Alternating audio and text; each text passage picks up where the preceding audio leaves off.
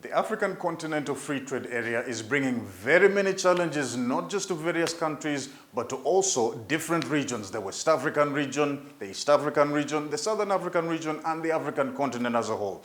However, with all the opportunities coming, very many challenges have also been brought to the table. The greatest one that was witnessed in West Africa is the Guinea coup d'etat that happened in 2021. In the last episode, we showed how this coup d'etat that happened in West Africa affected trade in that region.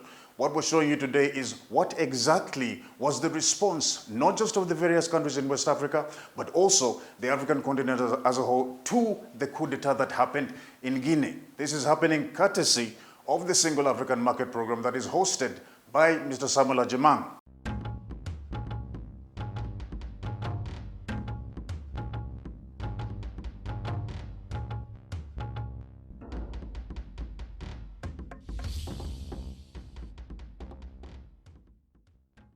Hello, welcome to the Single African Market, the program dedicated to trumpeting the vision of the continent of Africa to create a single market for its people, for its nations. Now, 21st of September every year has been dedicated by Ghanaians to celebrate its first president. One of the legacies of Dr. Kwame Nkrumah was to fight and advocate for the creation of a common market for Africa, to have an integrated market in which Africans can trade among themselves. So on this day, we want to take you back into some of the things Dr. Kwame Nkrumah stood for and how he was able to carry his compatriots along. We must begin to build immediately our own continental common market. For it is easy for anyone who studies the common market organization closely to realize that the common market is aimed at harnessing the African countries to satisfy the profit lust of the imperialist bloc and to prevent us from following an independent neutralist policy. In March 1957, Ghana became the first African country to gain independence as leaders from far and near witnessed the independence celebrations, and the British, the former colonial masters, were proud of the peaceful transfer of authority. Our independence is meaningless unless it links up the total liberation of the African continent. Ghana's first president, Dr. Kwame Nkrumah, subsequently charged his fellow Africans to pursue a common and a single African market or risk jeopardizing the future of industrialization for the young African nations. If we throw in our lot with the common market, we shall doom the economy of Africa to a state of perpetual subjection to the economy of Western Europe. This will, of course, hinder the industrialization of our young African states. It is impossible to think of economic development and national independence without possessing an unfettered capacity for maintaining a strong industrial power. This is another reason why we should come together in a unified African economic plan. And hailed as the father of African nationalism, Dr. Kwame Nkrumah's call resonated among his compatriots, and fellow leaders in the continent spoke with one voice, calling for a single market for the continent of Africa. The Liberian delegation therefore believes that there should be coordination of transportation networks between coastal and landlocked countries to enable the movement of people and the exportation of things. President Sekou urged the establishment of an African common market, the formation of an African development bank, the improvement in communication between African states. Emperor Haile Selassie of Ethiopia, we have created a spirit of Africa. This spirit is our child, and we must continue to develop it. African unity is just unity of thought, President Nasser said. Assalamu alaikum wa rahmatullah. The goal of political independence, once achieved, must be used for the economic reconstruction of Africa. We Africans can unite. We are not incapable of unity, and we will unite for the good of our country and our people. 64 years on since Ghana gained independence, the dream of Dr. Kwame Nkrumah and earlier leaders on the continent has materialized. Africa has fully established the African Continental Free Trade Area to boost intra-African trade with its secretariat headquartered in Accra, Ghana's capital. The decisions we make here now will not only influence the lives of the 280 million inhabitants of our continent today. These decisions will influence the course of events for countless generations. Africa must unite. So 64 years down the line, the people of Africa has been able to materialize the dream of its leaders to create a continent that has one market and operates within it. And fortunately, implementation of the African Continental Free Trade Agreement has commenced. It began on the 1st of January this year, 2021. Now, just this week, regional economic communities of all African countries, they gathered in Accra, some virtually, some physically, to look at how the AfCFTA is going and how it can build on the successes of the regional economic communities. The AfCFTA, since its launch and the subsequent appointment of its first Secretary General, His Excellency Wamkele Mene, a South African, has so far officially commenced implementation since 1st January 2021. The first coordination meeting of the heads of regional economic communities, RECs, on the implementation of the African Continental Free Trade Area, AfCFTA, began from Saturday 18th September to 20th September 2021 in Accra, Ghana.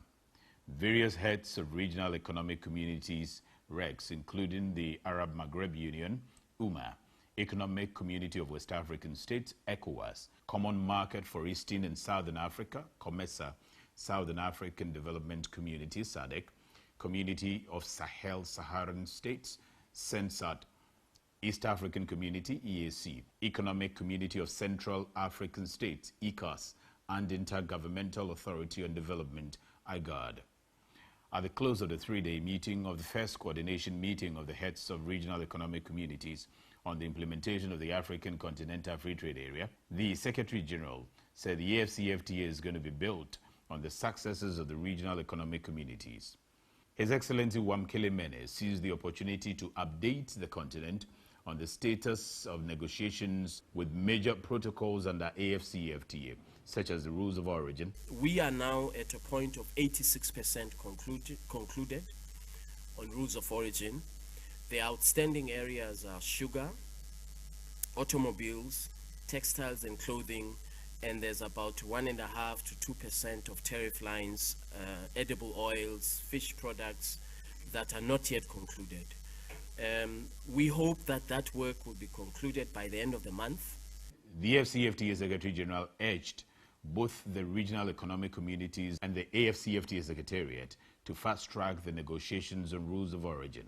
At the level of the RECs, as well as the Secretariat, we should jointly fast-track the completion of the rules of origin manual, because that is where customs unions will be implementing the rules of origin. His Excellency Wamkele charged the continent to rethink its approach towards goods that are produced in special economic zones within Africa. Many countries on the continent have invested millions and millions of dollars in special economic zones. And they generate jobs, they generate investment, and so we cannot ignore special economic zones as we implement the agreement. In Africa, we are very willing to accept products that are produced from special economic zones that come from outside of the continent. And yet, special goods that are produced by in special economic zones in Africa, we tend to treat them differently. The Vice President of the Republic of Ghana, in a speech read on his behalf by the Senior Presidential Advisor, Yao Osafo-Mafo, applauded the AfCFTA Secretariat and its Secretary General for their remarkable output in bringing Africa closer to the realization of its dream of an integrated common market. His Excellency Wamkele Mene, for your commitment, zeal and determination to make the AfCFTA dream a reality. The Vice President, however, called for speedy implementation processes of the AfCFTA. While comparative figures for America was 47%, Asia 61%, Europe 67%, and Oceania 7%. We're talking about 2%. So there is a problem. These figures, as you go through, is staggering. And we cannot just accept them as they are. We have to do something to alter this picture. And you have the means to do it, and hurry to do it. He bemoaned the low level of intra-African trade and called for a supportive and vibrant regional economic communities, RECs. Without a doubt, the scale and scope of these benefits depend on the effective implementation of the AfCFTA, including strengthened performance of the regional economic communities. So a lot have been achieved when it comes to the AfCFTA, but we can't also say that everything looks good, because not long ago, and we have covered it on this platform, we heard Mali has been sanctioned because of coup over there. We heard Guinea has also been sanctioned because of coup over there in that country. Indeed, these countries were playing significant role when it comes to the AfCFTA. They were contributing significantly. So now that they have been sanctioned, what happens to this whole vision? And if we get some of these pockets of issues here and there, how does that affect trading on the continent of Africa and the vision of the continent to create a single market for itself? I sat down with the Secretary General of the Continental Free Trade Secretariat, His Excellency Wamkele Mene. Mali and Guinea-Conakry have both been suspended by both the African Union as well as ECOWAS. That means that they cannot participate at our events, they cannot attend meetings, they cannot speak in meetings until that sanction is lifted. From a trade point of view, it means that where there were preferences that we were extending to one another, if Ghana was extending preferences to Mali or Guinea, those preferences now become automatically suspended. And trade will happen with Guinea or Mali. Trade will now happen on non-preferential terms. And so, in other words, they don't get the benefit. Under law, they don't get the benefit of preferences that they ordinarily would get in a trade agreement of the African Union. I can't speak for ECOWAS, but certainly I can speak for the African Union and the AfCFTA. So that's what it means in effect. In practice, of course, it's very difficult to monitor that because goods are crossing the border. And so it's a very, very difficult exercise to put into practice.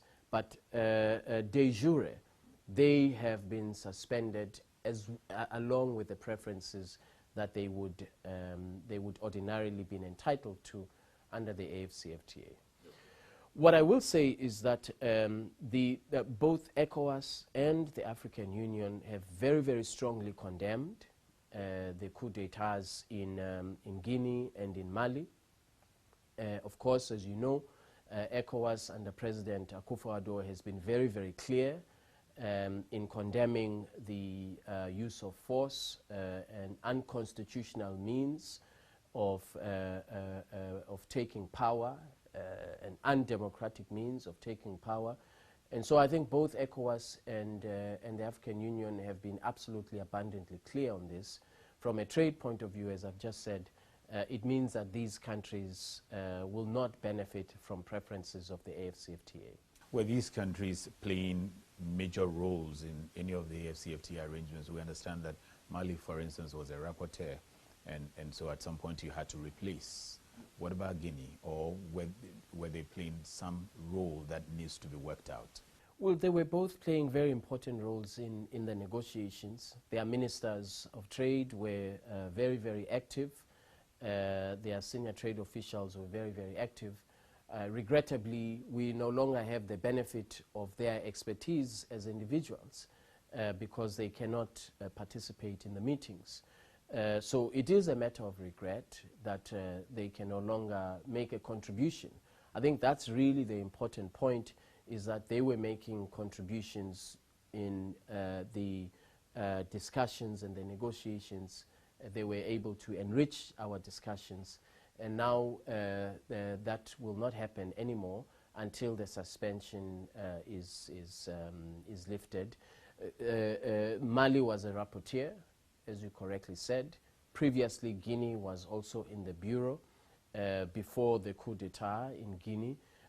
So it is really a regrettable set of circumstances that important contributions that they were making will no longer be possible going forward as long as the suspension is in operation. There have been calls to include or make security a protocol within the AfCFTA protocols to deal with it, looking at all these things that are happening, the coup d'etats and how to deal with them.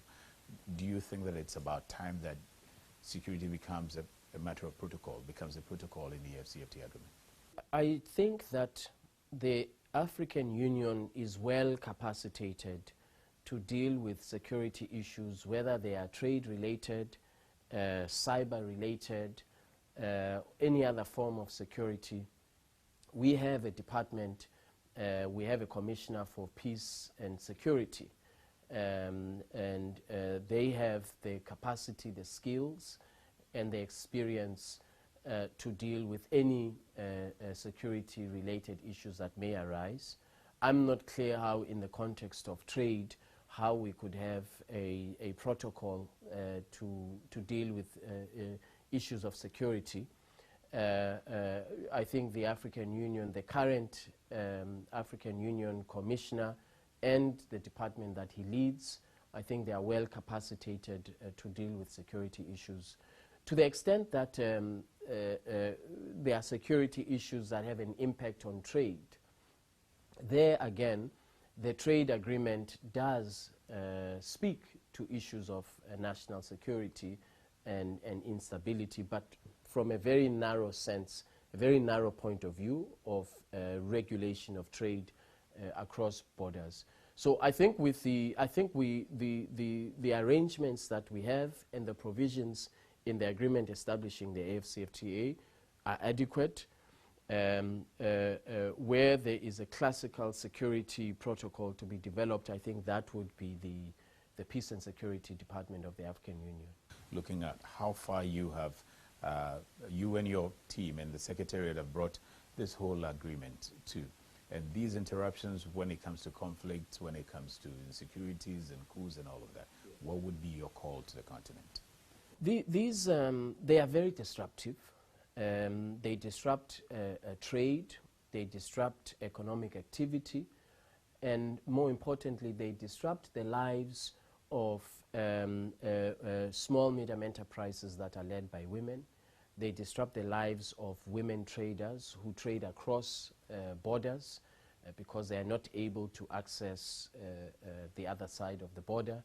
So they are significantly disruptive to people's economic lives and economic activity. So I regret that these things keep happening. However, as I said earlier, the African Union has been very, very clear in condemning the coup d'etat in Mali and in Guinea. We will look to the political leadership to resolve these challenges, and I believe that efforts are at hand, that President Akufo-Addo is leading on behalf of ECOWAS. And so we look forward to a solution because we require peace and stability for trade and for commerce. If there is no peace and stability, there's very little trade that happens. And so it is in the interests of everybody. It is in the interest of even the military junta itself that we get back to democratic order as soon as possible, get back to a constitutional order as soon as possible, so that we can commence in Guinea, in Mali, the work of implementing the AfCFTA, so that women in trade can benefit, small, medium enterprises can benefit, and traders across our borders can benefit. As long as these conditions of instability prevail, we will not be able to see the trade, the boost in intra-Africa trade that we want to. So the continent will indeed be missing the contributions and the significant role of these countries, that is Mali as well as Guinea. We hope that we will never get to hear any of such stories coming again. Now, this is why when the chairperson of the Economic Community of West African States, ECOWAS, who is also the president of the Republic of Ghana, whose country the secretariat is located as well, when he had the world stage, that is at the UN, the United Nations General Assembly, he never minced words about the contribution of the AfCFTA and the role that it's playing and all of that, and also condemning some of the difficulties that we are seeing around the region and also around the sub-region when it comes to instability and insecurity. In West Africa, recent events in Mali and Guinea have undermined democratic governance in our region. ECOWAS, the regional body whose authority I have the honor to be the current chair, is unreservedly committed to maintaining democratic governance in the ECOWAS community. That is why both Guinea and Mali, foundation members of the community, have been suspended from its organization pending the restoration of democratic governance. The Africa Vaccine Acquisition Task Force vaccine program, partly manufactured in South Africa, is the single largest and most far-reaching trade transaction since the entry into force of the African Continental Free Trade Area in January this year. It is eloquent testimony to the benefits of domestic production and pooled procurement in Africa as envisaged by the African Continental Free Trade Area Agreement. And when the President of the Republic of Ghana and the chairperson of the ECOWAS also got the chance to meet the Vice President of the United States of America, he again didn't mince words. He called for cooperation in dealing with insurgencies on the continent of Africa, particularly on the ECOWAS sub-region. Other main preoccupation for us is the cooperation that we have to put together to defeat the jihadist insurgency in the Sahel. It's a major security preoccupation.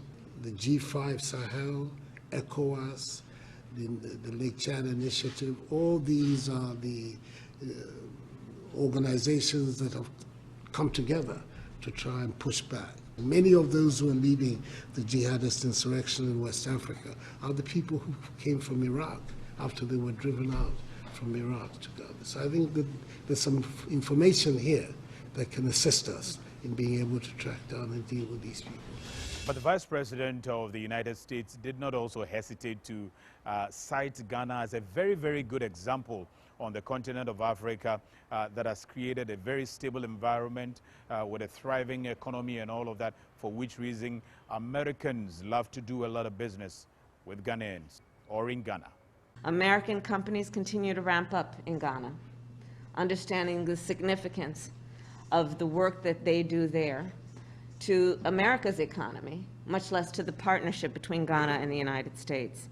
And they do this also because they have confidence in the government of Ghana and the environment, Mr. President, that you have created, which allows for some confidence in the respect and upholding of the rule of law and human rights. And so with all of that, we look forward to continuing to work together. And talking about how other nationals love to do business with Ghanaians, the German Development Corporation, the GIZ, has been doing a lot together with Ghanaian stakeholders when it comes to sensitization regarding the African Continental Free Trade Area. The German Development Corporation, GIZ, continues its efforts and support to sensitize virtually all stakeholders on the African Continental Free Trade Area, AfCFTA, in Ghana. GIZ held a training seminar for officials of the Customs Division of the Ghana Revenue Authority to update them on the current status of the AfCFTA. This is 1.3 billion market. How are we going to take advantage if we don't even know the type, the categories of exporters into the market? The customs officials were briefed on the current state of major protocols of the AfCFTA in preparation towards full implementation of the AfCFTA. We said we started trading in January and up to now, we are not trading. We are not trading because of customs documentation. We are not trading because the agreed rules of origin, the rules accompanying the products are still under discussion. We said we need 90% threshold to be able to trade. And now we are around 86%. And we hope to get it wrapped up. The GIZ has a close cooperation with the regional economic communities on the continent to ensure effective continental and regional levels linkages. We are supporting the African Union Commission and the AfCFTA Secretariat to implement the AfCFTA and then also to conclude the outstanding negotiations on the AfCFTA. As you may know, trading has started under the AfCFTA, and so we are in implementation mode. GIZ says they believe that in rapidly changing Africa, the AfCFTA can be a driving wheel for the continent to accelerate its development, and is therefore proud to associate with Africa's vision to create a single African market. So GIZ is a proud associate of this program, aside the many things they've been doing, and we will endeavor to be showing you virtually everything and around the AfCFTA that GIZ is supporting. So one of the major stakeholders that's also a beneficiary of what GIZ is doing is entrepreneurs. The entrepreneurs in this country have been sensitized by GIZ to understand the AfCFTA better, use it effectively, and to be able to remain competitive following the oncoming of the AfCFTA. UNDP has also been supporting a lot of entrepreneurs to produce more, add value, and all of that. This week, one of our entrepreneurs is adding value to tailoring job. Our entrepreneur is sewing gowns for presidents on the continent of Africa. He's sewing gowns for professors and universities all across Africa.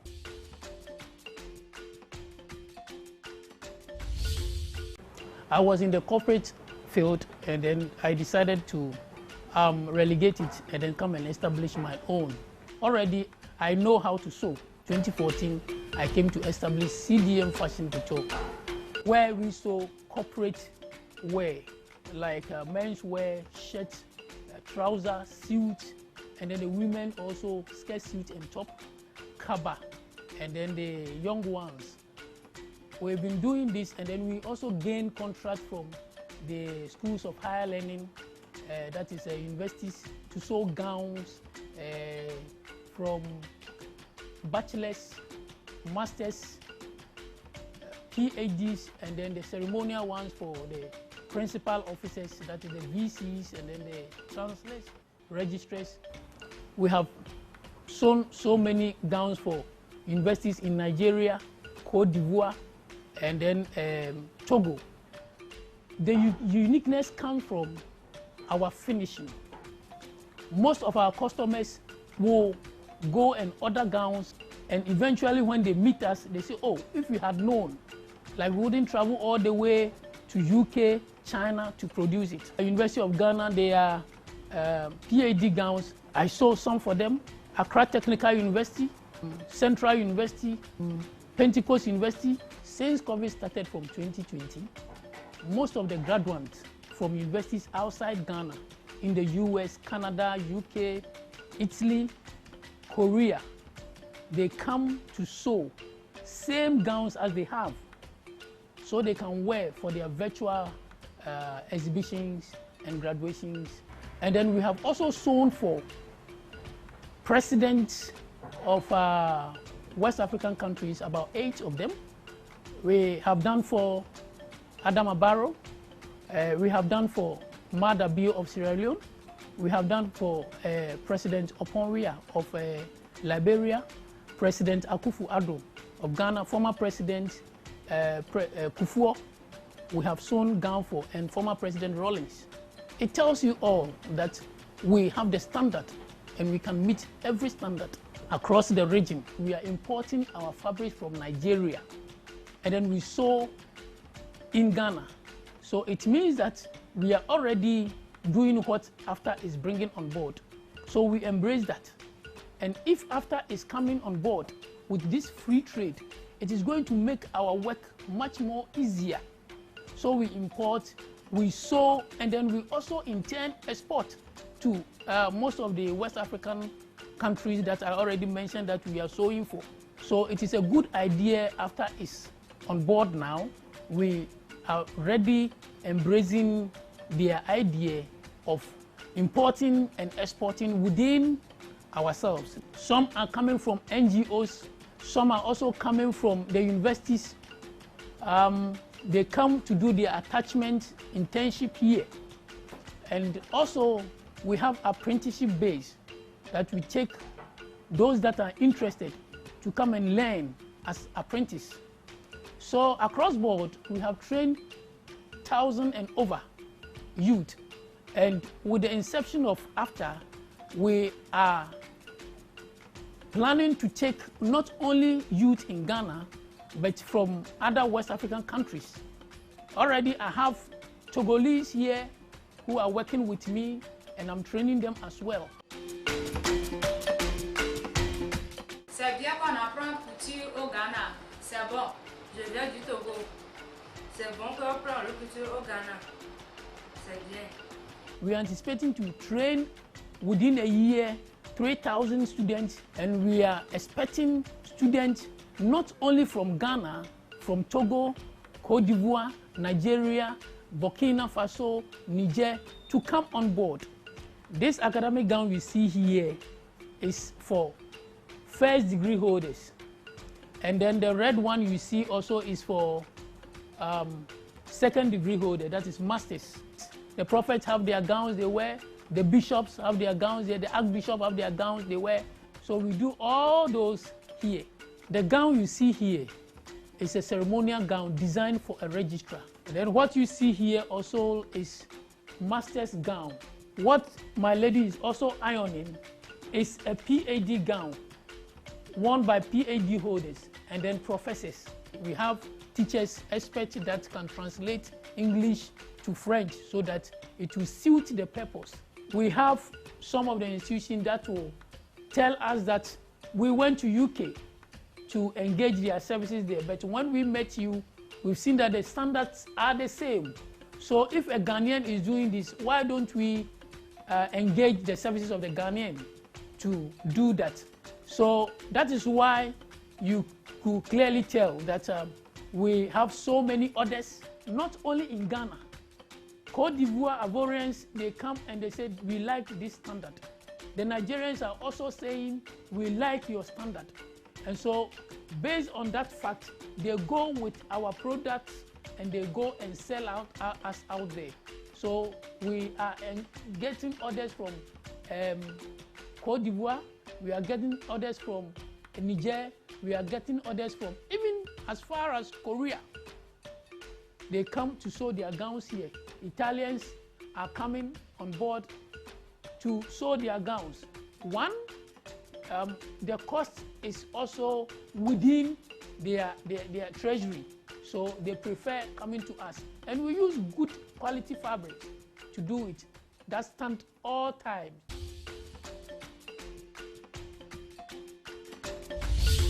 So if you're a fashion designer or you're a tailor or a seamstress, your colleague is sewing for president, you can equally do same.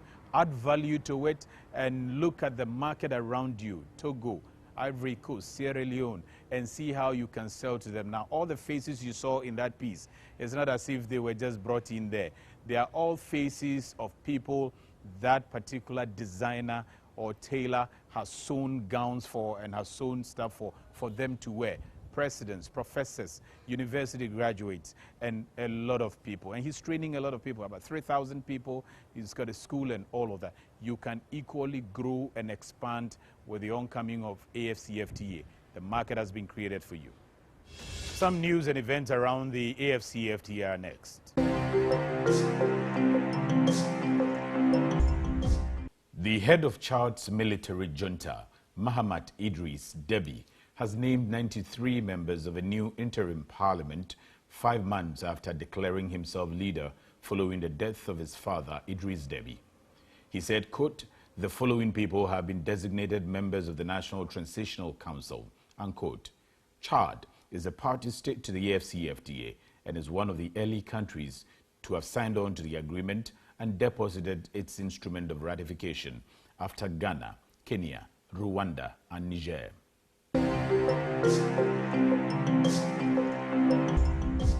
Flight schedules for all African cities, as well as the weather report for African cities, the forex rate for the African market, and the AfCFTA status for parties.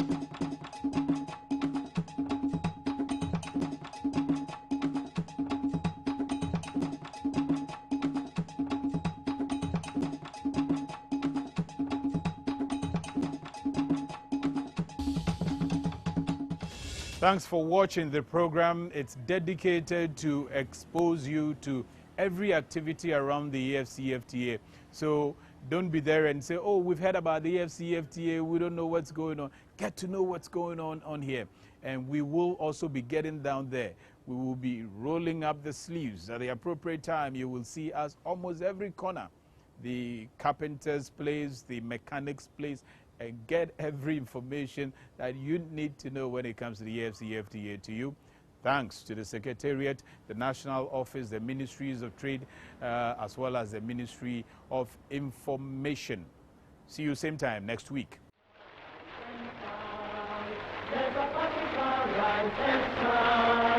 In the name of great Africa, is the fight and conquer now.